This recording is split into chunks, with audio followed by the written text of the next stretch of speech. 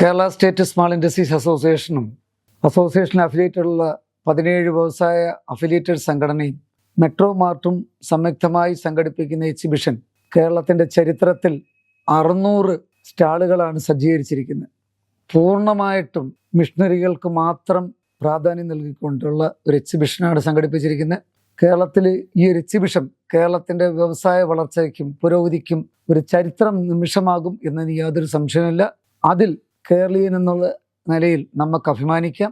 നമ്മുടെ വ്യവസായ സമൂഹത്തിന്, ഈ നാടിൻ്റെ വിജയത്തിനും കേരളത്തിലെ യുവജനതയെ കേരളത്തിൽ പിടിച്ചു നിർത്താനും ഉതകുന്ന ഒരു മഹാ എക്സിബിഷൻ തന്നെയാണ് 2026 ജനുവരി 16, 17, 18 സംഘടിപ്പിക്കുന്നത്.